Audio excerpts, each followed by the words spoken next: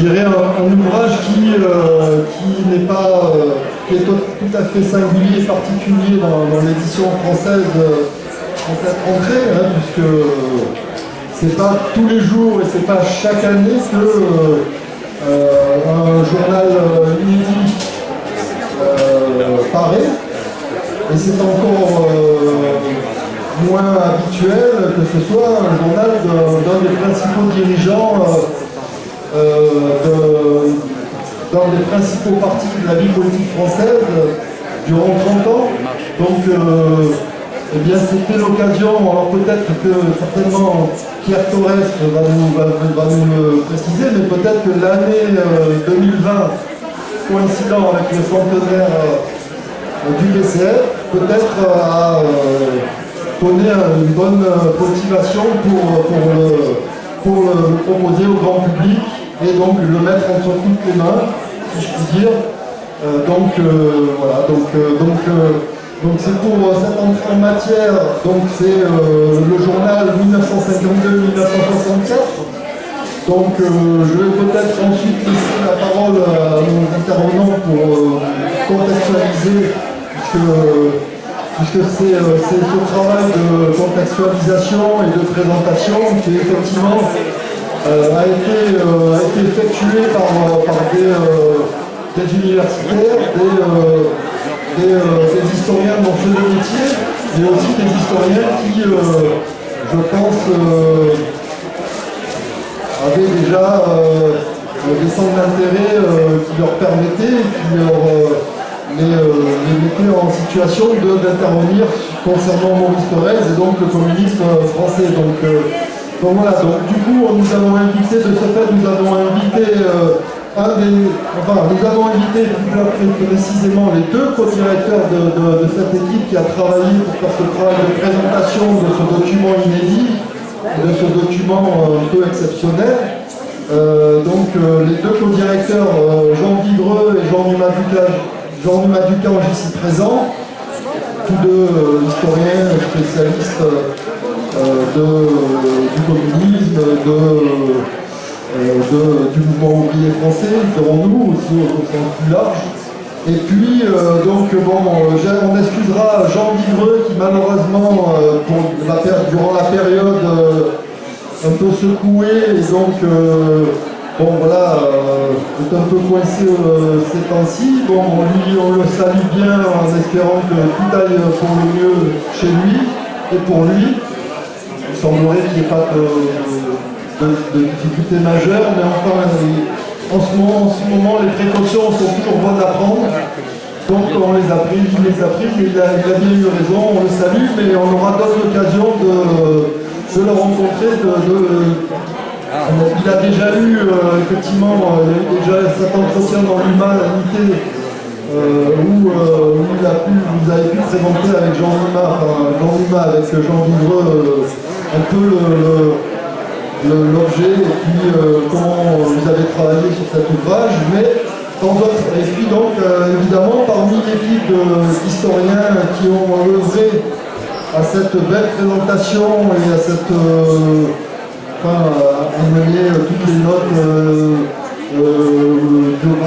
bibliographiques qui étaient nécessaires pour présenter un document dans les règles de l'art historique.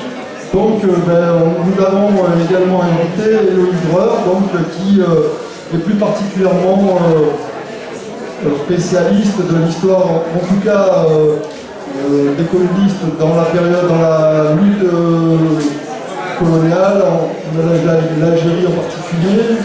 Mais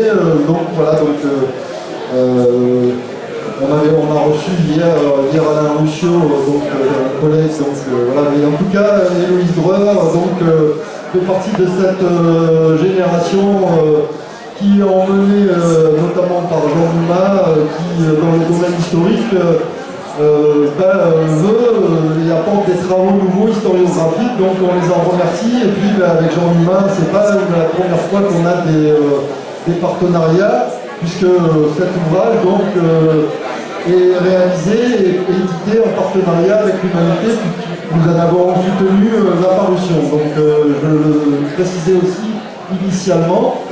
Donc pour qu'il y ait ce projet qui soit publié aujourd'hui, c'est une édition Fayard, il fallait qu'il y ait d'abord une première décision, un premier acte fondateur, on va dire, c'est celui de Pierre Torres, donc universitaire, donc qui connaît bien aussi les contraintes et les obligations et la façon de travailler des chercheurs. Donc voilà, donc Pierre Torres, peut-être vous pouvez présenter en quelques mots pourquoi aujourd'hui, pourquoi de cette manière-là et pourquoi en faisant appel à cette équipe de chercheurs et avec voilà. 3 questions. Voilà. Oui, merci bien. D'abord que je tiens à remercier l'équipe historique autour de Jean Duvin et de Jean Vigreux ont mené à bien ce travail. On parlera peut-être après de l'origine du journal, mais disons que en 2001, avec les autres héritiers, nous avons décidé de remettre aux archives nationales l'ensemble des archives de mon père donc, et de ma mère, afin que ces archives puissent être consultées par les chercheurs. Donc, c'était la première chose. Deuxième chose, afin que cela puisse être mis à la disposition d'un vaste public. Bon, maintenant aller aux archives, c'est pas toujours très facile, mais voilà. Et ce projet a mûri au fil des années. Quand Jean Duvin a pu lire la copie de ce journal que je possède, il a tout de suite dit oui, il y a de quoi faire quelque chose. Il a réuni cette équipe. Et donc ce projet aboutit l'année du centenaire du parti, ce qui paraissait tout à fait naturel, hein, compte tenu de la personne dont il s'agit. Voilà, donc je voudrais remercier les élections faire, je voudrais remercier l'humanité et tous ceux qui ont soutenu, je pense par exemple au groupe CRCE au Sénat qui a apporté sa contribution aussi pour que ce journal puisse paraître. D'accord. Donc le rapport, comment vous êtes entré en contact avec les historiens, ça a été une démarche C'était une démarche, j'allais dire, au début normando-normande. Ah, voilà. Puisque nous étions collègues, moi à l'université du Havre, à l'université de Rouen, nous avons eu l'occasion de nous rencontrer. J'ai été aussi collègue et ami avec son directeur de thèse, et donc tout cela a facilité les choses. Et on s'est rencontrés à différentes occasions, jusqu'à ce qu'on en arrive à parler de ce projet qui, enfin, a vu le jour. Alors, donc au départ, ce document, il est présenté comment? Parce que, donc, en fait, pour rappeler en 2 mots le point de départ de ce document, donc Maurice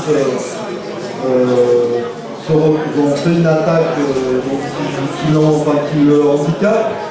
Il a une convalescence assez longue et il doit aussi faire de la rééducation, notamment concernant ses membres supérieurs, ses mains, enfin ses bras et ses mains. Donc un médecin lui dit pourquoi ne l'écrivez-vous pas? Est-ce qu'il y a une idée d'un journal ou est-ce que c'est Maurice qui a eu cette idée? Non, parmi les exercices qu'il devait faire de rééducation, notamment de la main droite, il y a eu cette volonté de réapprendre à écrire de la main droite. Il avait aussi appris à écrire de la main gauche pour l'occasion. Et donc, au départ, ça a été simplement un exercice quotidien d'écriture. Et donc, écrire quoi au lieu d'écrire n'importe quoi, tiens, je vais écrire ce que j'ai fait aujourd'hui. Donc, c'est parti de là. Et ensuite, c'est devenu une habitude. Il avait ce cahier toujours sur son bureau. Et tous les matins, il commençait sa journée par dire quelques mots sur ce qu'il avait fait là-bas, qui il avait rencontré, ce qu'il avait vu, ce qu'il avait fait. Bon.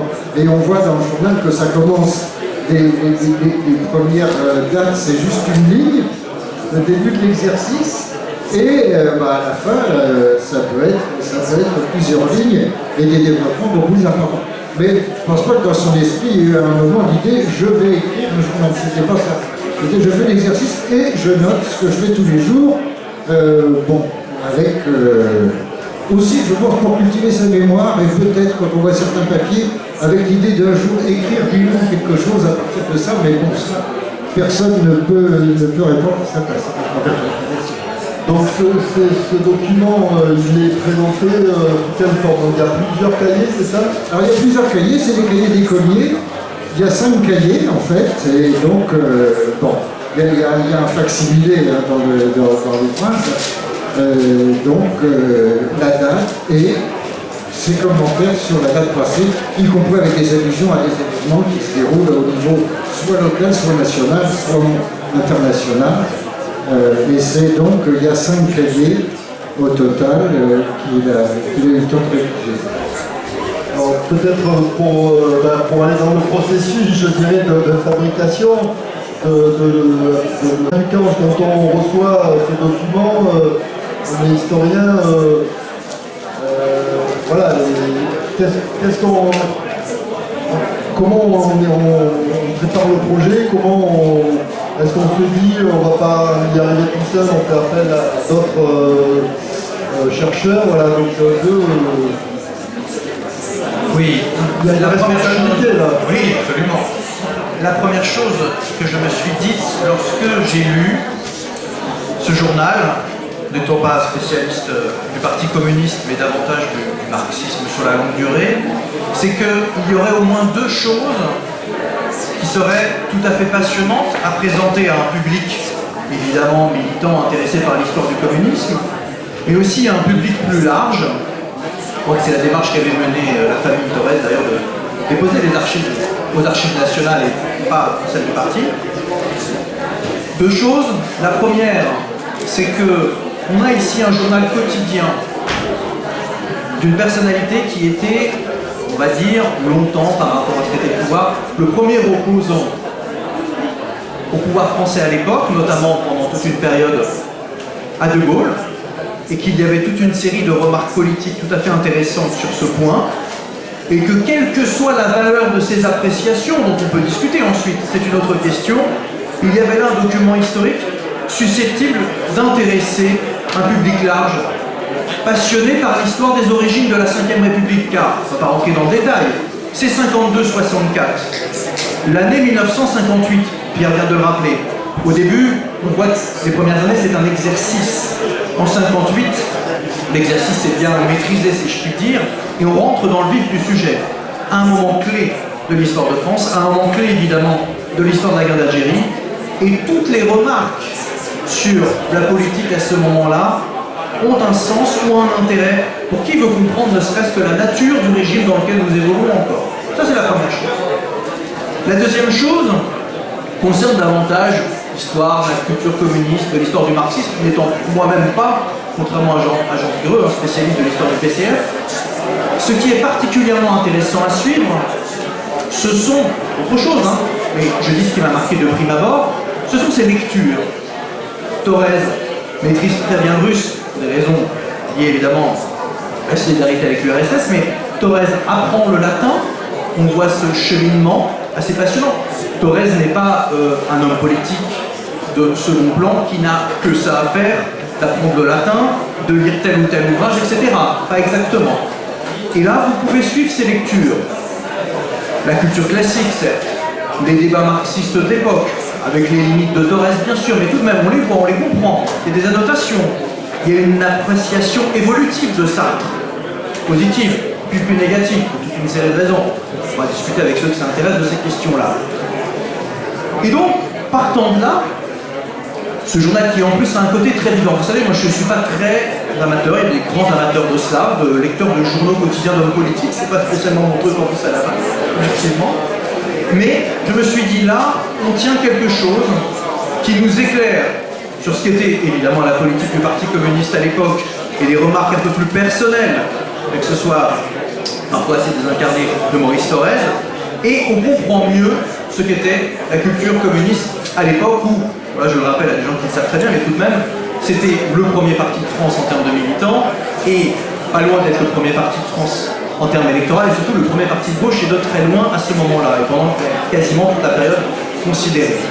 Donc on comprend tous ces éléments-là, et c'est ces premiers éléments-là, après on en a trouvé d'autres, qui nous ont motivés à effectivement réunir une équipe, un dispositif pour remercier une nouvelle fois l'humanité qui dès le départ a trouvé un intérêt à soutenir ce projet. Les éditions Fayard, je connais pour d'autres raisons, qui ont accueilli ça, c'est pas évident, Fayard publie de tout sur tout. Publie les œuvres de Jaurès. Voilà, c'est comme ça qu'effectivement moi je les connais. J'ai publié chez eux un volume des œuvres complètes de Jean Jaurès. Je suis arrivé avec ça en disant, regardez, vous qui publiez toute une série de choses, y compris sur les autres camps politiques, sur De Gaulle, le gaullisme, etc. Nous avons là un document important, unique dans ce style. Qui pourrait trouver un journal d'un autre dirigeant communiste de cette sphère-là aussi détaillé? Eh bien, ce serait difficile. Donc ça nous a paru, pour toutes ces raisons-là, important de le faire. Et ensuite, je vous passe sur les questions techniques, mais ça a été effectivement un travail de longue haleine, un séminaire. On a réuni une série d'historiens et d'historiennes pour travailler dessus. Parce que, compris, je vous ai dit, moi j'ai des choses que je maîtrise bien, d'autres beaucoup moins, compris les événements le jour de la guerre d'Algérie, par exemple, entre autres choses. Oui, donc justement, et le livreur, donc est-ce que vous qui travaillez beaucoup sur cette période-là et sur ce rapport des communistes, donc est-ce que ce journal apporte un éclairage nouveau et est-ce qu'il y a des phrases mémorables sur cette période-là et sur cet enjeu? En ce qui concerne la guerre d'Algérie, oui, il fait énormément allusion. On voit l'évolution. Au départ, en 1954, on commence par pas nommer forcément le FLN, sachant qu'il se passe des choses en Algérie, mais voilà, il n'y a pas forcément les mots dessus. Ensuite, il y a toute une évolution avec une dénonciation de la torture de plus en plus importante, avec évidemment Henri Alleg, la question, et la répression. Il est énormément question des saisies de l'humanité, la répression à l'égard des militants, quand ils dénoncent la torture ou l'activité de l'armée en Algérie. Et puis ensuite, il y a toute la référence au fascisme, une fois que l'OAS commence à être active et qu'en 1962, il y a évidemment tous les attentats de l'OAS et la fameuse manifestation de Charonne, où évidemment il y a eu 8 morts communistes. Et voilà, donc à ce moment-là, c'est vrai que c'est très présent. Et il y a évidemment, il y a une réflexion sur l'indépendance, sur la légitimité de la revendication d'indépendance, mais sans que ce soit forcément non plus un thème central, l'indépendance de l'Algérie. On sent aussi qu'il y a quand même qu'on est toujours un peu dans cette idée de nation en formation que Maurice Thorez avait développée dans les années 30, mais malgré tout, il y a une activité communiste vraiment, on voit l'activité communiste qui existait à cette époque-là contre la torture, contre la violence, les violences en Algérie. Et voilà, par contre, c'est vrai qu'il n'y a par exemple aucune référence à la manifestation du 17 octobre 61. Voilà, bon, on peut se dire que l'attention était portée ailleurs à ce moment-là, ouais. D'accord, et donc là, peut-être sur l'Algérie plus précisément, mais aussi sur d'autres événements historiques, est-ce qu'on voit, on arrive à percevoir donc le rôle qu'il joue en tant que premier dirigeant du Parti communiste? C'est-à-dire, est-ce qu'on voit par exemple qu'il faut s'adresser à un tel sur tel sujet ou attirer l'attention à un autre sur tel autre? Je sais que on voit que moi il délègue au niveau de la production, il délègue un certain nombre de ses camarades. Alors certaines fois c'est évoqué par des prénoms, etc. Peut-être pas trop sur l'Algérie, mais oui, sur la politique, Maurice Thorez, pendant toute cette période-là, occupe le poste que vous êtes secrétaire général du PCF. Il y a des moments où, pour toute une série de raisons, notamment médicales, il est moins premier plan, mais il y a énormément d'annotations sur les questions internationales et notamment sur les congrès internationaux auxquels il participe. Et il y a aussi parfois, alors de façon inégale, parce que c'est un journal, on l'a reproduit tel quel, y compris parfois avec l'orthographe surprenante de Gaulle que l'on écrit en une seule fois, le déjeuner, avec l'accent circonflexe maintenu. Il y a des formules qualifie Revue française de vieux français. C'est votre choix. C'est notre choix de l'avoir maintenu tel quel, avec des reproductions d'ailleurs, en accord avec Pierre Torres bien sûr, avec des reproductions parfois du journal in extenso, des photographies pour que le lecteur se rende mieux compte qu'est-ce que c'était, parce qu'évidemment il n'était pas question de le reproduire tel quel. On a articulé un texte dactylographié avec quelques photographies d'une certaine couleur pour que le lecteur se rende mieux compte à quoi tout ça ressemblait. Et ça n'a pas qu'un intérêt esthétique, hein, ça a un intérêt aussi de voir comment une pensée chemine, comme un responsable politique écrit. Voilà. Mais sur les questions directement politiques, on l'avait dit dans l'entretien qu'on avait fait à l'Humanité, on ne va pas trouver de scoop en tant que tel par rapport à ce que l'on sait. C'était pas ça qui nous intéressait d'ailleurs. En revanche, et là, je renvoie au livre pour ceux que ça intéresserait davantage dans le détail, nous avons confronté ce journal avec les carnets que Torres prenait, des notes du bureau politique, qui sont tout à fait intéressantes pour voir ce sur quoi il est intervenu au bureau politique et qu'est-ce qu'il note lui d'important dans son journal. D'accord, ça c'est très intéressant. Absolument. Surtout que pendant cette période, certaines décisions clés sont prises. Et Jean en aurait parlé, Jean-Yves en aurait parlé beaucoup mieux que moi s'il était là, mais tout de même il y a toute la question de la succession avec Valdec Rocher à la fin de la période par définition. Et là, on a quelques éléments de précision.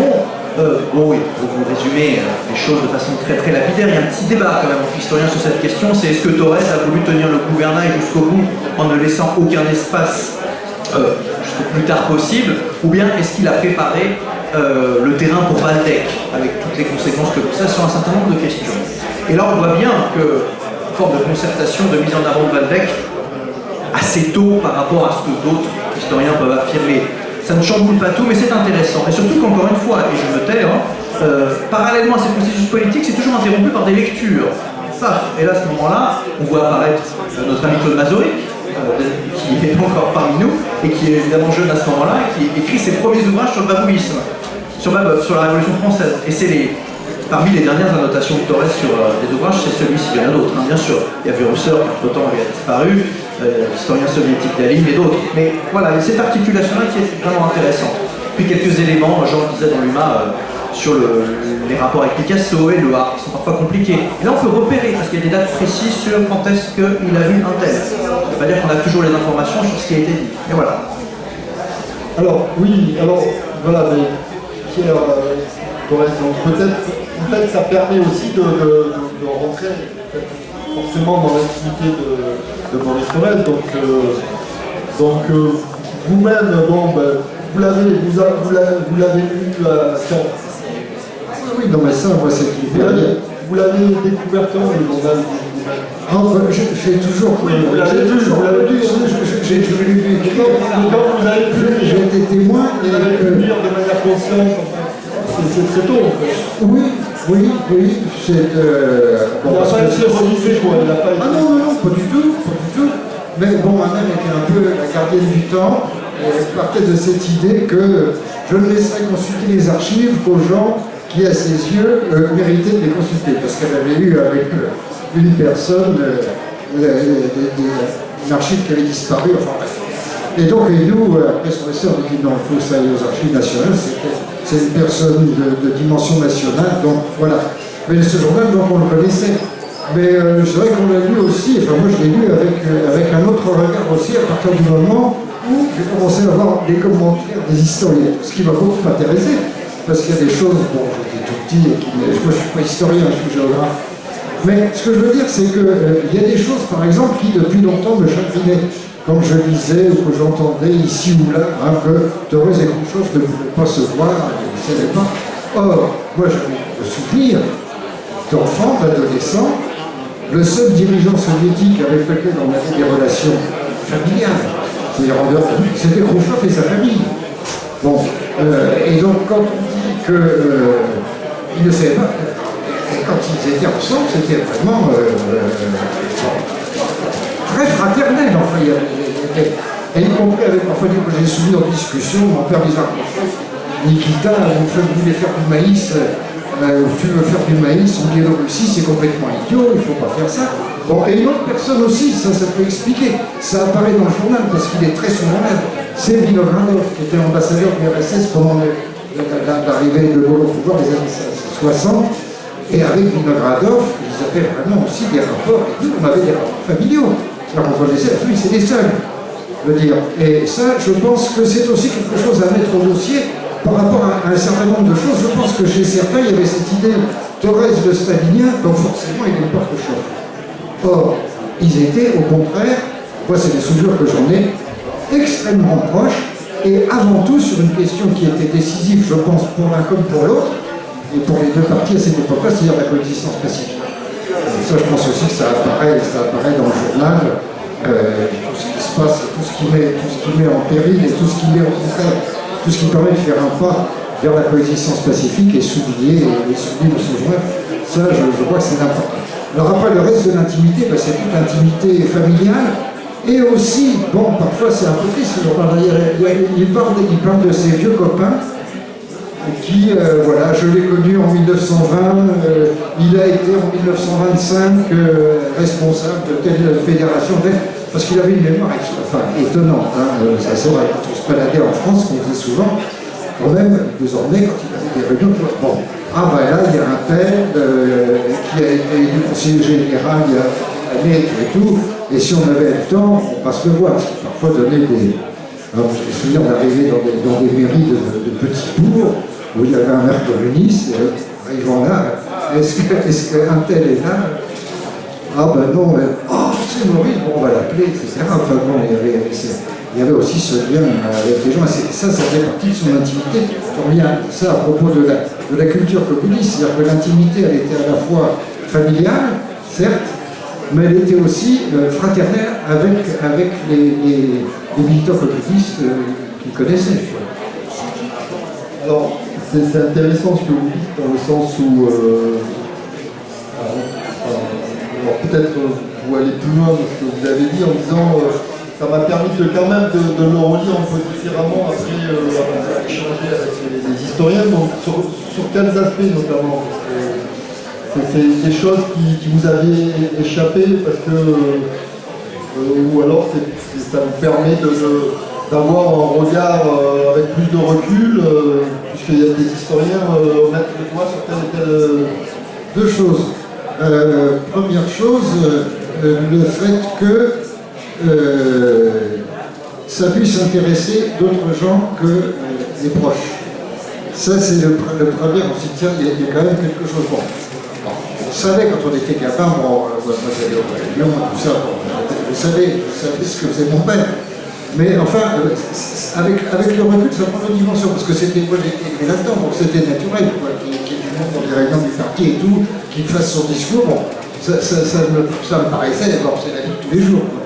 Là, je me dis, bon, c'est plus que ça. Il y a cet aspect-là. Ensuite, un grand sujet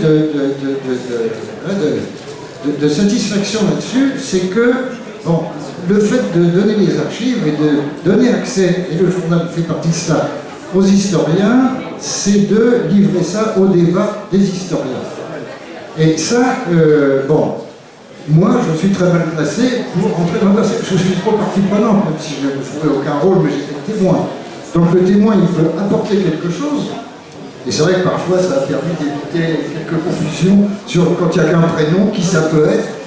Je pense, oui, non, c'est pas Louis Aragon, là c'est un autre Louis. Georges, c'est pas forcément marché. Georges, c'est pas marché, c'est toujours connu, enfin bref.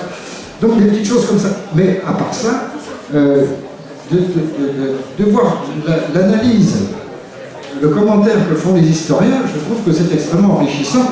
Et ça me permet de voir un petit peu différemment les choses. C'est-à-dire qu'il y a le côté privé, personnel, le vécu, et le regard de scientifique sur cela. Et je trouve que c'est très enrichissant. C'est une expérience tout à fait passionnante.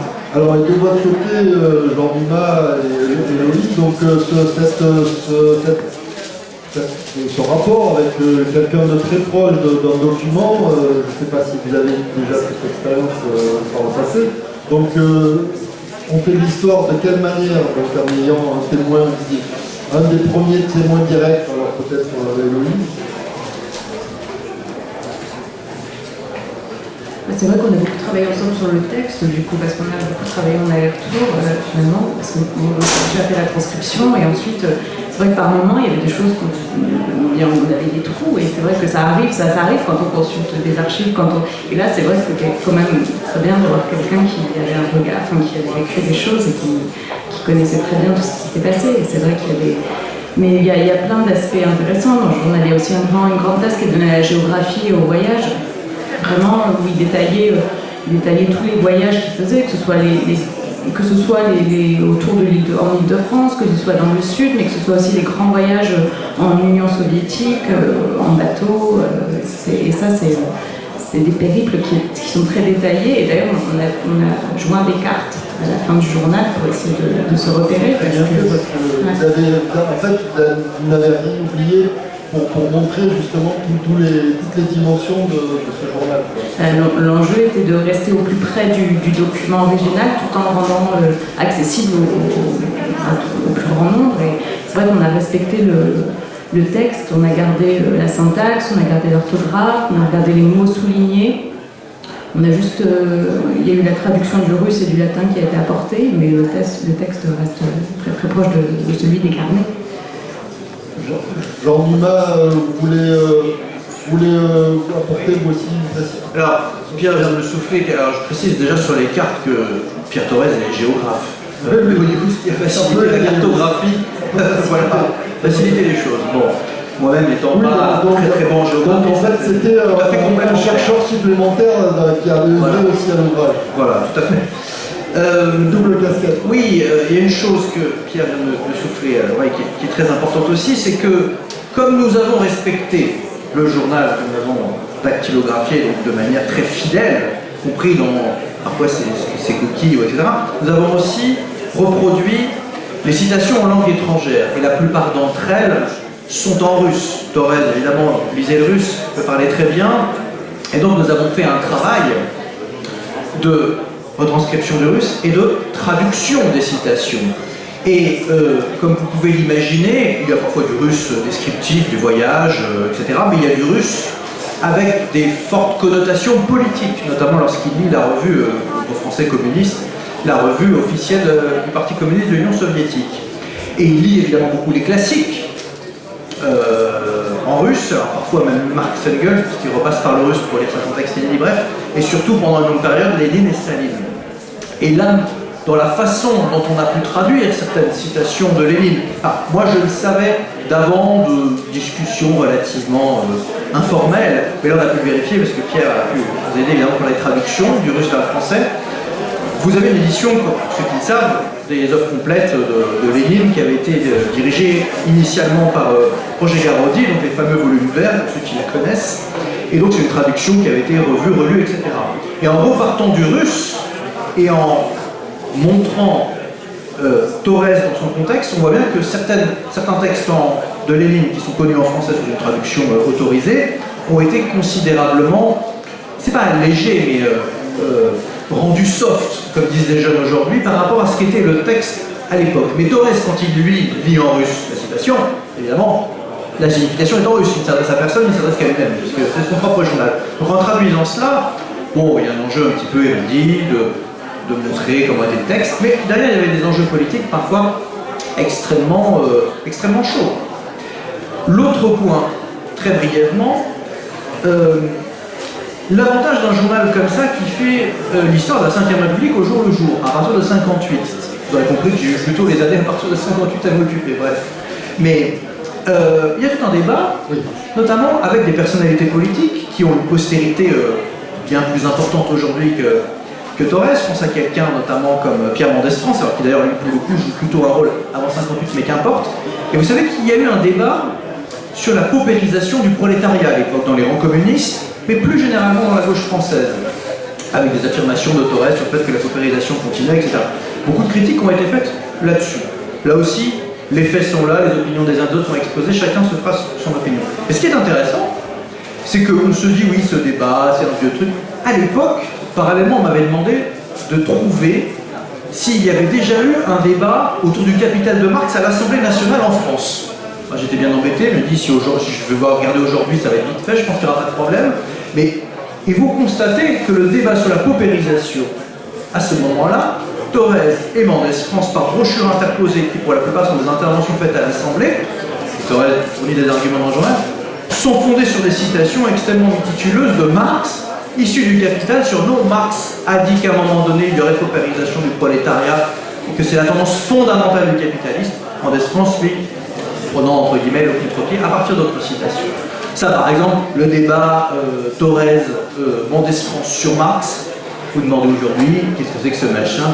À l'époque, c'est les journaux quotidiens, c'est dans la vie politique. On discute de ça très sérieusement, donc ça permet aussi là de faire véritablement acte d'histoire, mais pas acte d'histoire juste pour le plaisir de l'érudition, parce que là on était au cœur d'un débat politique sur ce que nous on appellera après, sur ce qu'étaient les 30 glorieuses, qu'est-ce qu'amenait la croissance économique, quelle était la situation des prolétaires les plus démunis à l'époque. C'est intéressant parce qu'en plus Thorez, évidemment, on l'a pas dit là, mais ça l'est aussi, c'est Noyelles-Godault, c'est Pas-de-Calais, c'est ce prolétariat ouvrier particulièrement touché par la pauvreté à l'époque, et là, ça en miroir et ça en regard. Tous ces éléments-là, à mon avis, c'est intéressant à peser. Voilà, donc on découvre des choses en fait, en se confrontant, en regardant ce qu'il y a derrière les citations en russe, en regardant derrière ce qu'il y a ce débat un peu byzantin, un peu décalé avec Mendès français. Alors, sur qu'on apprend de ces... alors, il y a la dimension très sensible et très grand lecteur, mais aussi très sensible d'enjeux culturels, et donc aussi avec des amis proches notamment dans le sud de la France, où un certain nombre d'artistes de premier plan de l'époque résidaient dans le sud. Donc là, on suit un peu aussi ces aventures amicales. Voilà, c'est ça qui est intéressant. Donc vous avez retenu quelques éléments, pas forcément en particulier. Peut-être sur De Gaulle, parce que tout à l'heure vous l'évoquiez, ça semble être plus la partie sur laquelle concernant De Gaulle, son rapport à De Gaulle, on apprend se positionne de quelle façon? Bon, sur De Gaulle, si vous voulez, pour qui connaît très bien les rapports entre le Parti communiste et De Gaulle, ne va pas nécessairement découvrir énormément de choses.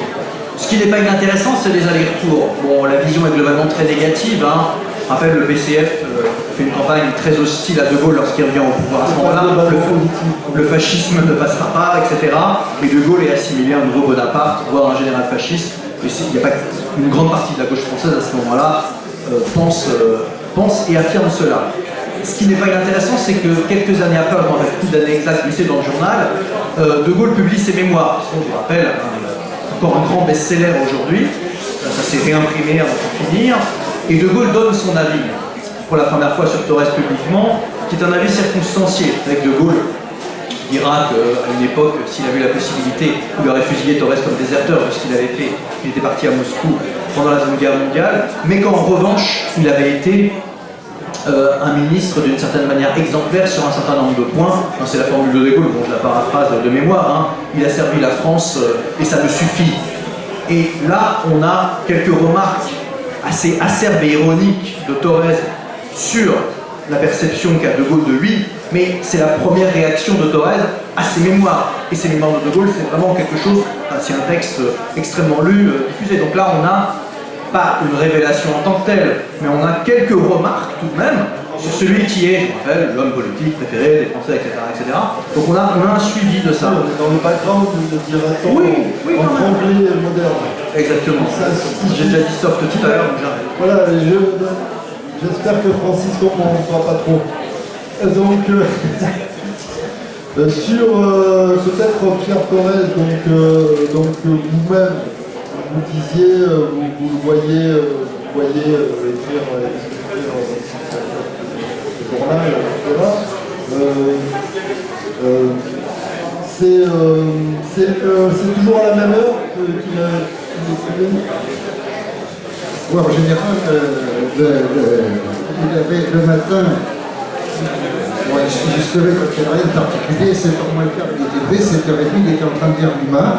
Et avant d'avoir lu l'humain du jour, ou quand il était dans le midi, l'humain plus le patriote, Très bon journal. Le lycée du Sud-Est.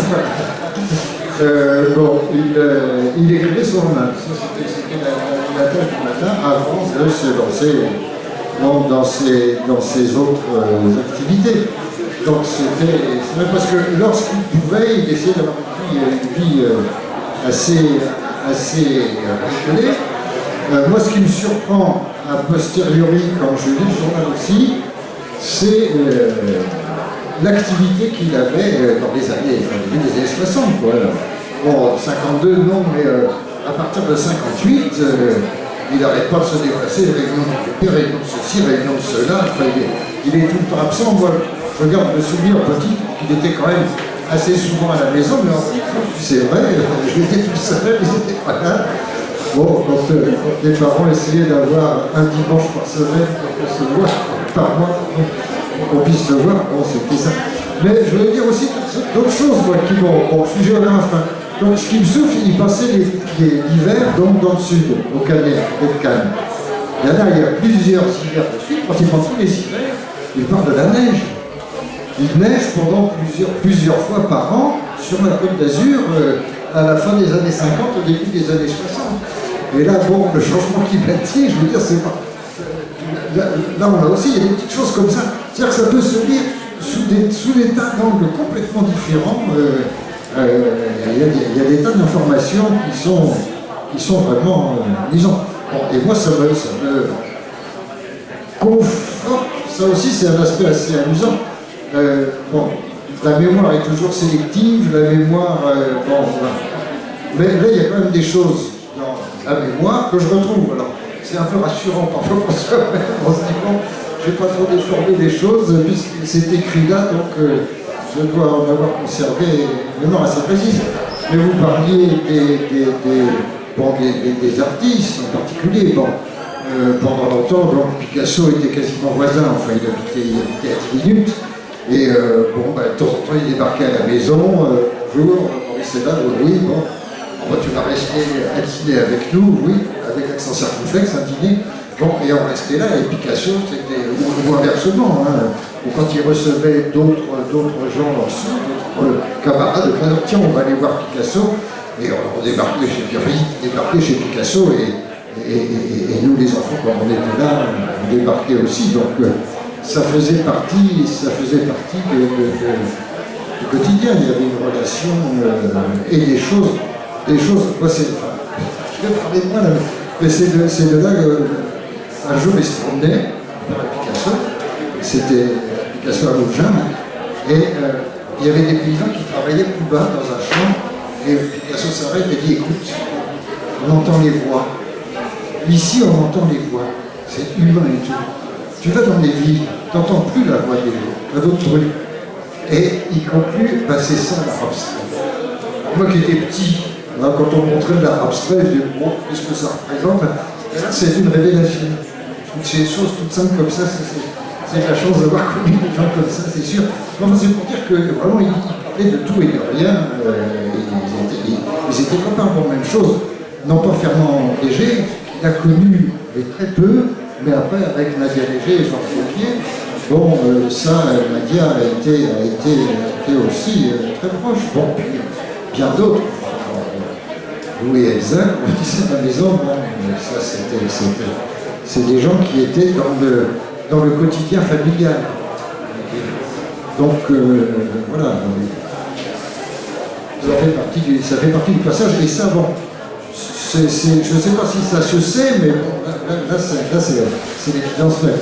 Donc là, effectivement, on peut mesurer la hauteur d'homme, c'est-à-dire on peut s'approcher de l'homme qu'on s'intéresse, et c'est ça qui est intéressant lorsqu'on parcourt évidemment ce journal.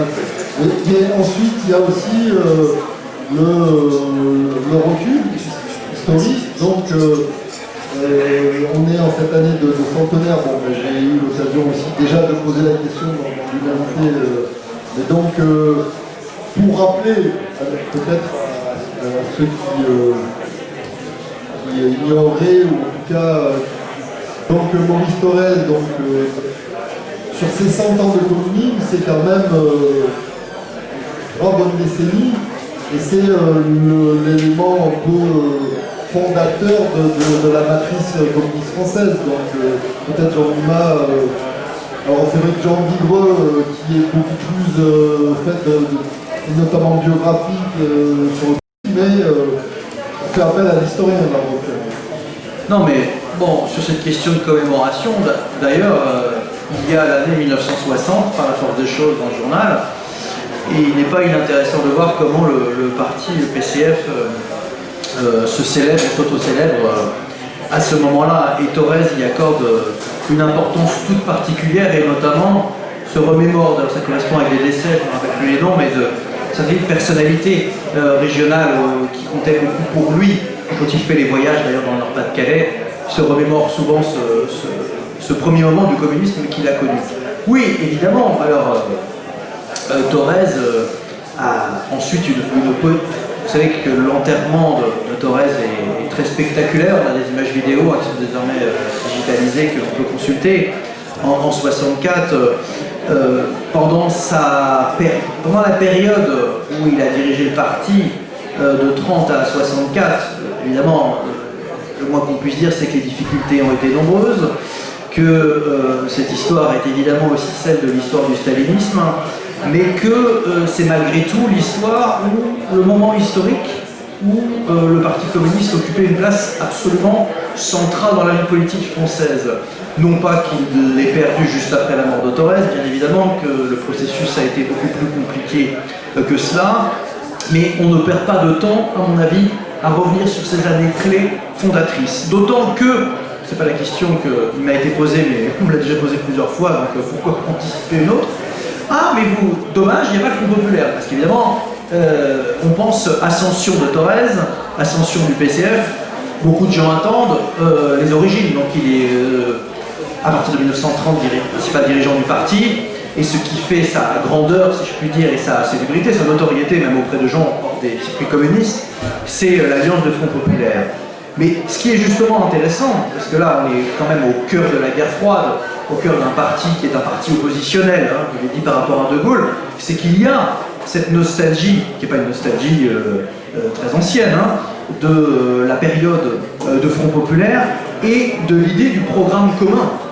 Programme commun, c'est pas moi qui fantasme sur la période suivante, ce sont les mots que Thorez emploie. C'est quelqu'un de fondamentalement, dire tout ce que l'on veut sur le rapport à l'URSS, sur le stalinisme et là, c'est quelqu'un de très unitaire. Très unitaire. Moi, j'ai été surpris de ça, n'étant pas effectivement comme Vigreux aussi spécialiste loin de là, mais on voit que l'union avec, évidemment, ce qui existe issu du mouvement ouvrier, donc notamment des socialistes et aussi à l'époque, même si beaucoup moins qu'en des radicaux, est un des chemins, voilà, le chemin principal possible qu'il faut prendre. Ça ne veut pas dire que c'est affirmé tout le temps, chaque jour, mais je vous assure que, j'ai demandé d'ailleurs à Vigreux ses origines de, vous savez, ces mots gauche, programme commun, est-ce que c'est vraiment que les années 70 ? C'est déjà dans le vocabulaire thorésien, que ça plaise ou pas à ceux qui se disent ensuite éventuellement fidèles à Thorez ou pas. En tout cas, les faits sont là, et le journal le montre bien. En 56, en plein milieu, quand le fameux vote des pouvoirs spéciaux tombe sur la question algérienne, ce n'est pas pour légitimer la politique qui va être faite particulièrement, on peut dire que c'est une erreur, le roi dira après, c'est une grande erreur du groupe parlementaire communiste d'avoir voté l'investiture avec Guy Mollet. Mais qu'est-ce que dit Thorez dans le journal? Non plus, pour ceux qui connaissent très bien, c'est pas une grande découverte, mais on le voit bien. C'est, on dirait aujourd'hui, le Front populaire bis. C'est refaire un chemin d'alliance des gauches qui puisse permettre d'avoir des acquis sociaux, etc. Et en plus, dans un premier temps, le gouvernement Mollet, je me rappelle qu'il y a une semaine de projet bien plus, qu'il y a des acquis, etc. Donc, c'est ça aussi que l'on voit chez Thorez. On voit évidemment Staline, Khrouchtchev, Vinogradov, etc. Mais on voit l'homme politique clé de la politique française. C'est quelqu'un, on voit bien d'ailleurs, il a invité le président du Sénat, de l'Assemblée, c'est quelqu'un dont la voix compte, dont on a besoin d'avoir. Et sur cette question du rapport à la gauche, au programme commun, c'est assez intéressant. C'est même plutôt contre-intuitif par rapport à l'image que beaucoup ont du personnage, le sectaire pendant la guerre froide, le dur, etc. Dimension assez loin, mais à côté de ça, l'union. Et donc, le Front populaire est paradoxalement très présent. dans cette histoire-là. Bien que, c'est pas un scoop, ça pour le coup, ça n'aboutisse pas véritablement et que 56, évidemment, se termine plutôt mal. Alors justement, Héloïse Brun, vous évoquiez précédemment l'évolution qu'on peut noter dans son journal. Est-ce que ça suit les évolutions des prises de position du Parti communiste? Ou est-ce que c'est, voilà, il y a une évolution personnelle de celui qui est en même temps le premier dirigeant de ce parti, et donc il y a des prises de position qui ne suivent pas forcément le même tempo? C'est vrai oui, pour revenir sur les pouvoirs spéciaux, c'est vrai que la dénonciation de la guerre d'Algérie de façon assez violente et assez engagée vient après le vote, au moment où finalement il y a un peu la déception du rapprochement qui ne se fait pas tellement avec la SFIO, et voilà, ça alterne. C'est vrai qu'on voit, comme c'est au jour le jour, on voit les... D'accord, donc en fait on suit fidèlement dans ce journal les évolutions aussi du Parti communiste. Oui, on a quand même l'évolution du Parti communiste, mais oui. D'accord, donc là c'est une indication sur le rôle continue de jouer, c'est-à-dire compris sur la politique internationale. Peut-être d'ailleurs c'est un peu ça part de la chasse gardée un peu de reste ou pas? Ça, je ne pense pas. Bon, c'est une question.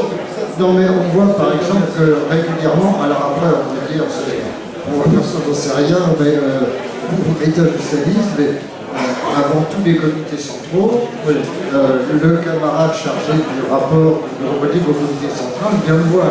Voilà. Il lui présente son rapport, et là il me dit je vois un tel pour discuter de son rapport. Dans le journal, il n'en dit pas plus. Éventuellement, où il fait une remarque quand même sur tel point, où c'est excellent. Et ça s'arrête là. Les commentaires, ils sont faits avec le bureau politique. Après, il faut aller voir d'autres sources.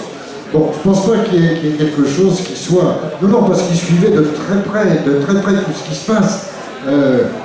Et y compris, pour revenir un peu dans le même sens, je crois que c'est une grève dans les PTT que les camarades ne font pas parce que ça a été lancé par EFO. Et il dit que les militants de base puissent avoir cette réaction.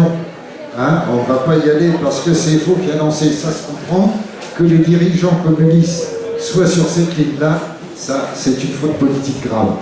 Donc voilà, donc il suit de très près aussi ce qui se passe, et les choses internes. Je sais que je ne sais plus en quelle année c'est, mais à un moment, il y a un refaire électoral en Bretagne.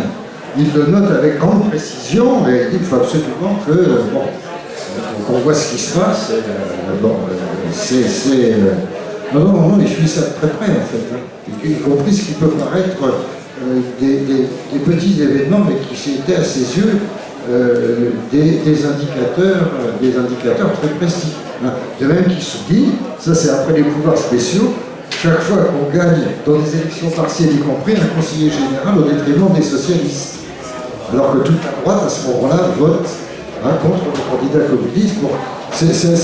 C'est vraiment une façon d'apprécier le rapport des forces, d'apprécier la situation et d'apprécier justement la justesse de la ligne aussi quand dans les régions ouvrières, c'est le vote communiste qui manifeste à la fois l'opposition à la guerre en Algérie et puis l'opposition aux politiques sociales, etc.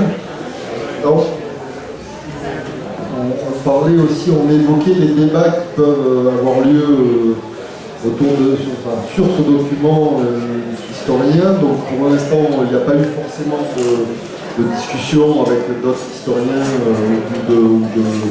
mais je pense qu'il va y avoir forcément, ça va être suscité, enfin il y aura certainement dans certaines revues. Donc est-ce qu'il y a déjà des applications ou de quelle manière Alors, comme je vous l'ai dit, pour l'instant, le livre est sorti il y a très peu de temps, puis le contexte ne facilite pas l'organisation de rencontres multiples et variées. C'est certain. Non, ce qui est certain, c'est que sur toute une série de points, on en a énuméré quelques-uns, il y a des précisions, des ajustements, et puis après il y a des choses un petit peu plus fondamentales. En effet, nous évoquions à l'instant l'année 1956, qui est une année évidemment charnière, extrêmement compliquée, puisqu'on a parlé de Guy Mollet, et c'est l'année de la Hongrie, l'année du rapport Khrouchtchev. Et d'une certaine manière, cette année-là synthétise bien, c'est Serge Novikov qui s'en est notamment occupé, synthétise bien qui est Thorez à ce moment-là, parce que les revers politiques, je veux dire, à l'égard de la population française du PCF à l'époque, ne sont pas ce que l'historiographie a construit ensuite, par notamment le désenchantement d'un certain nombre d'intellectuels, c'est-à-dire que le PCF reste très fort en 1956. Il y a cette fameuse mobilisation pour défendre le siège de l'UMA qui est attaqué au moment des événements hongrois. Bon, Thorez est complètement, effectivement, à ce moment-là, aligné sur les positions soviétiques, ça ne fait pas un pli, mais c'est l'année où, justement, il y a en même temps cette stratégie d'union avec les socialistes. Un exemple de débat qui pourrait y avoir sur Vazek, sur la succession, c'est un point qui pourrait être discuté. Vous savez, il y a toute une historiographie qui a un véritable intérêt et qui a des fondements solides, qui consiste toujours à mettre en miroir gaullistes et communistes qui ont dominé la vie politique française pendant cette période et tout, qui est indéniable sur toute une série de points. Mais du coup, on en oublierait presque le fait que, tout de même, et encore une fois, ce journal le montre bien, l'alliance principale que recherche le Parti communiste et notamment Thorez, et évidemment il y a des sensibilités différentes. Moi je ne suis pas assez spécialiste pour vous faire une géographie très précise de l'appareil à ce moment-là, mais que Thorez, sa perspective politique, il y a évidemment les conséquences de la guerre froide, les positions soviétiques qui sont omniprésentes, mais cette question de programme possible commun pour aller de l'avant est quelque chose qui revient et qui est central, au-delà des hésitations et des positions sur la question algérienne et autres. Évidemment, la question algérienne posant des difficultés majeures pour l'alliance avec les socialistes à ce moment-là. Donc, sur ces questions-là, alliance, question de succession, question aussi, alors qui n'est pas directement une question peut-être à débattre, mais moi c'est une question qui m'intéresse beaucoup, qui a d'ailleurs beaucoup intéressé les responsables de FADA quand ils ont reçu ça.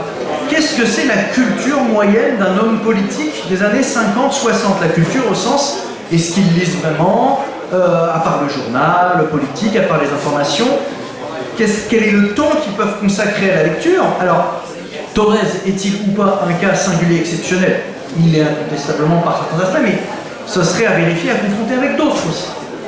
Parce qu'une des réactions qu'on a eues, Pierre faisait allusion au fait que, effectivement, des élus nous ont aidés dans la démarche. Quand ils regardent ça, ils disent, oulala, mais vous allez publier ça, moi je vais passer à côté pour un imbécile, j'ai pas le temps de lire tous ces ouvrages, toutes ces choses de fond, apprendre le latin, etc. Bon, c'est l'époque qui veut cela, et probablement les temporalités, la réception des nouvelles, l'activisme, tout ça a été différent. Mais tout de même, ça pose question de savoir qu'est-ce qui s'est délité depuis, qu'est-ce qui a été perdu, et qu'est-ce que cette culture-là signifiait, parce que c'est en même temps une culture, effectivement, très classique, une culture d'appropriation de la littérature française, un amour pour la langue française et une défense de la langue française qui là est d'une certaine manière assez intransigeante, mais qui était au cœur, vraiment tu parlais du socle tout à l'heure, dans le socle du peuple communiste, cet amour pour la culture française, pour l'histoire française, qu'il fallait tirer d'une certaine manière vers une lecture progressiste, mais qu'il ne fallait pas laisser aux autres. Et les autres, à l'époque, c'était notamment la mythologie autour de Gaulle, pour voir ce que ça représentait. Ça, c'est une question qui peut se poser aussi, parce que des enjeux aujourd'hui sur qu'est-ce que c'est le récit national, qu'est-ce que c'est l'appropriation de la nation. Je fais partie des gens qui pensent que la question nationale a peut-être été un peu évacuée rapidement par toute une série de responsables politiques de gauche. Je ne dis pas qu'il faut revenir à Thorez, ne vous inquiétez pas, et puis ça n'aurait pas de sens. Mais ça pose question sur un certain nombre de socles de la gauche à ce moment-là, et des raisons qui expliquaient pour lesquelles elle était très forte.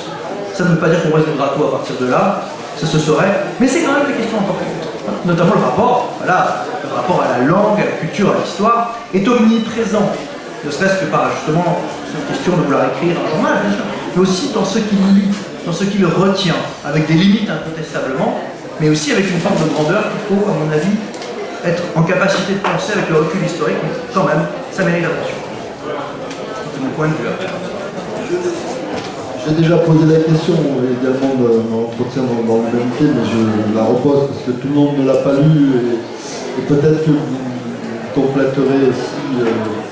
Donc c'était il y a 2, 3, points sur lesquels vous avez soit été surpris, vous l'avez déjà évoqué précédemment tout à l'heure, ce rapport à l'union, enfin, à la recherche de construction politique à gauche, enfin, etc. Bon, ça c'était un point, mais donc d'autres points, tous les deux, sur lesquels vous avez été étonnés, vous-même en particulier, et puis des points qui vous semblent voilà, forts de ce journal, même si effectivement la recherche c'est pas tout scoop, la recherche c'est de voir que au jour le jour, la lecture politique d'un homme permet de mesurer justement cette approche personnelle et en même temps très politique de ces moments-là. Donc peut-être, je ne sais pas, l'un ou l'autre. Au-delà du... Enfin, moi je trouve que c'est vraiment sur la longueur que les choses sont intéressantes, et pour en revenir vraiment à la culture, je trouve que là vraiment c'est un outil assez exceptionnel parce qu'il y a la liste vraiment de ces lectures. Enfin, moi je pense qu'il y a vraiment un travail à faire dessus, c'est assez passionnant, et on le sait qu'il y avait une formation cadre politique qui était peut-être plus importante à cette époque, mais moi j'étais assez surprise par autant de lectures qui mêle à la fois les classiques du marxisme, à la littérature française, avec beaucoup de citations aussi. Il y a aussi Victor Hugo est très cité, Balzac, et puis ce latin aussi, qui travaille en même temps dans le journal, il travaille son latin en même temps, et c'est ça, moi je trouve ça... Donc c'est pas du scoop, mais c'est comme quelque chose tout au long du journal qui est, je trouve, passionnant. Ce rapport à la culture, et puis vous le lendemain. Alors, un élément supplémentaire, on avait discuté, parce que Pierre ayant été témoin, il y a des souvenirs là-dessus, c'est ce moment, après la mort de Staline, où évidemment Staline est rapidement mis sous le boisseau comme référence théorique et politique, alors que c'était la référence majeure et absolument centrale du canon marxiste-léniniste de l'époque, bref. C'est poser la question du modèle. Bien sûr, ça a été rappelé, fondamentalement, Thorez reste toujours et n'a jamais pris ses distances avec le modèle soviétique, y compris quand le modèle soviétique a changé avec Khrouchtchev. Contrairement à ce qu'il peut être dit, effectivement. Mais il y a une hésitation tout de même, à un moment donné, qui est l'émergence du modèle chinois. Intéressant, cette question-là. Et c'est pas que Thorez lui-même, c'est toute une partie du mouvement communiste attaché au socle marxiste-léniniste originel, qui trouve que ce que dit Mao Tse-tung à l'époque, qui commence à prendre ses distances, notamment avec la coexistence pacifique, on voit bien qu'il y a un intérêt de ce côté-là, une tentation, si je puis dire. Et vous savez peut-être que l'allié de la Chine, le futur allié, parce que c'est en train de se dessiner, c'est ça qui est intéressant, voilà, en Europe, c'est un petit pays qui est l'Albanie, et Thorez fait, avec sa famille donc, un long séjour en Albanie, où on voit bien que ce qui se passe de ce côté-là du mouvement communiste international l'intéresse. Très détaillé, y compris le voyage dans ses aspects culturels, géographiques, historiques sont tout à fait intéressants, mais aussi des aspects politiques. Tout ça se referme en réalité assez vite. Mais, à ce moment-là, Thorez tient vraiment la plume pendant son voyage, ça occupe de nombreuses pages. On voit bien que cette question-là de la voie à suivre par rapport à ce qui se dessinait dans l'univers communiste international post-Staline, eh bien, il y a eu des tentations de ce côté-là, du côté chinois, on voit des interrogations fortes. On le voit d'ailleurs, au même moment, des historiens du parti comme Albert Soboul, etc., citent Mao pendant quelques années dans la pensée, avant que ça devienne complètement écarté quand il y a la rupture officielle sino-soviétique. Donc cette tentation-là, entre guillemets pro-chinoise, fait partie aussi de ce moment-là, et on en a quelques exemples plutôt intéressants. Et puis de toute façon, une attention à cet autre immense pays, pardonnez-moi, qui est dirigé par un parti communiste. Voilà, oui, j'ai fini, donc c'est bon. Donc Pierre, peut-être vous pouvez je dirais, qu'est-ce que vous attendez en définitive? Bon, vous l'avez dit, que ça permette un débat historique, et peut-être que ça qu'on mesure mieux comment dire, le rôle de Maurice Thorez, mais aussi peut-être d'une certaine manière du Parti communiste et du communisme en France, c'est ça ou... Ben, deux choses. Un, que les historiens débattent. Ça, c'est l'affaire des historiens, donc moi, je refuse de... Enfin, je refuse, non. Je peux intervenir comme militant, pas comme historien. Donc voilà, un, que les historiens débattent sur l'histoire, sur cette histoire, sur l'histoire du Parti communiste français. Deux, je pense que, alors qu'on a de telles tendances en ce moment, tous pourris, hein, à propos des responsables politiques, ben, je pense que celui qui dira ça se dira, pas si pourri que ça finalement, c'est un homme comme un autre, il va voir sa mère, il a ses enfants, il a ses copains, il a ses... Bon, il s'occupe de sa vie de famille, il a le respect de tout le monde, il est violent, il a des termes durs vis-à-vis de ceux qu'il considère comme ses adversaires politiques et tout, mais bon, je pense que ça rétablit.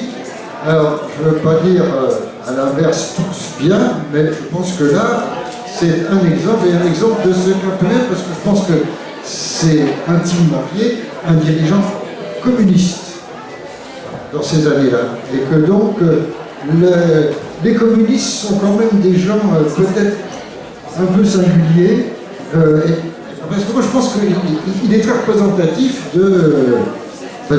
forcément, hein, c'est-à-dire de ce qu'est le Parti communiste français, mais pas seulement en tant qu'institution, mais en tant que fraternité militante et attention à tout ce qui se passe, y compris à des faits qui peuvent paraître insignifiants, et au sort de la vie quotidienne des gens. Il en est question bien souvent dans le journal. Donc voilà, moi c'est un peu ça que j'en attends, réhabiliter des hommes politiques, je dirais pas tout ce qu'on appelle maintenant la classe politique, ce qui est à mon avis absurde, mais bon, montrer à des gens que oui, on peut avoir des responsabilités politiques et être quelqu'un de normal et de bien. Donc engagez-vous et si possible avec le communisme. D'accord, merci Pierre. Donc Jean-Nima aussi un peu quelque part pour qu'est-ce que vous attendez, ou en tout cas à quoi vous attendez de la façon dont il y vous enchaînez.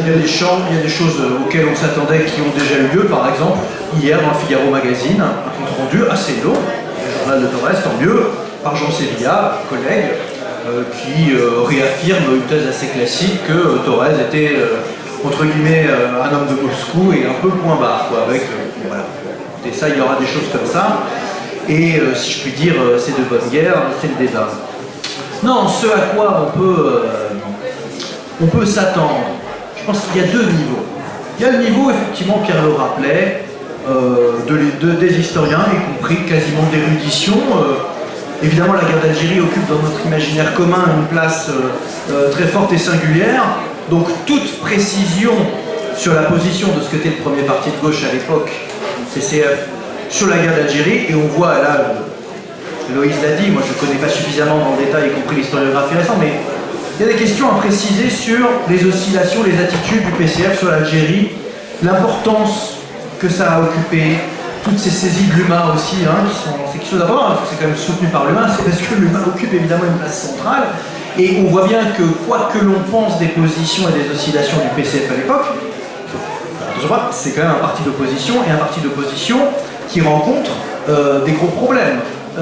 C'est une époque où les manifestations, bref, contestations, il n'est pas rare que cela donne lieu à des victimes, à des morts. On a parlé de Charonne, mais il y en a bien d'autres, des beaucoup moins connus.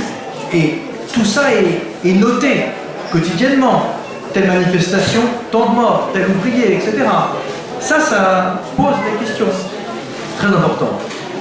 Encore une fois, je l'ai déjà dit, certains suffit du jeu, je ne vais pas dire troisième fois, question de plus d'appareils, de succession, il y aura des débats là-dessus. Moi je pense qu'il y a un autre niveau, plus large, qui est qu'est-ce qui a fait le succès, avec un certain nombre d'impasses, de ce qu'était le Parti communiste à l'époque. J'ai pris un exemple tout à l'heure sur la nation et la culture, son rapport à l'histoire. Ça ne veut pas dire qu'il y a de mimétisme par rapport à la situation, mais je ne pas concerté, mais ce que vient de dire Pierre est effectivement intéressant sur le rapport parfois fantasmé qu'ont les gens à ce que sont les représentants politiques, comme si c'était nécessairement le mal absolu sur tous les plans. Rentrer dans la vie quotidienne d'un dirigeant, qui en plus effectivement, ça a été dit un petit peu, hein, c'est l'époque d'un certain nombre de personnes exclues, de purges, etc. C'est l'affaire Marty, c'est Tillon, c'est tout ça, c'est dans le journal, hein, bien sûr, il y a des exclusions, hein, tout ça n'est pas nié, comment aurait-il pu le nier à l'époque? Mais parce que précisément il y a cette face sombre, mais qu'il y a de l'autre côté un personnage qui représente quelque chose, effectivement ça le dépasse, Thorel. Parce que, évidemment, tout le monde, tous les militants ne sont pas en train d'apprendre le latin quotidiennement à cette époque-là, dans les 50. Mais ça dit quelque chose de l'identité politique d'un courant à un moment donné par rapport à d'autres courants. Alors, et puisque j'évoquais tout à l'heure le rapport au gaullisme, ce qui a longtemps conduit à un certain respect, à une opposition frontale, hein, parce que les copinages entre gaullistes et communistes, à ce moment-là, quand le service d'ordre de Gaulle envoie casser la gueule, pardonnez-moi, aux militants du PCF, il y a parfois des victimes. C'est vrai qu'il faut relativiser un certain nombre de choses.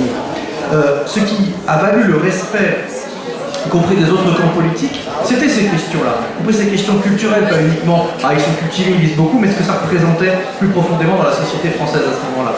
Hein, avec tout le côté, y compris de gens qui apprenaient cette culture en dehors des systèmes scolaires, qui d'une certaine manière rattrapaient ce qu'ils n'avaient pas eu à l'école, ou le non-accès à l'université à ce moment-là, qu'ils l'avaient eu par l'organisation politique. C'est pas dit explicitement comme ça, mais c'est ça que l'on traverse aussi. Hein, et ça, est-ce que ça peut donner à des débats? Oui, je pense, parce que ça pose la question du rapport. Qu'est-ce que nous peut apporter la politique à un moment donné? Voilà. Donc on peut remercier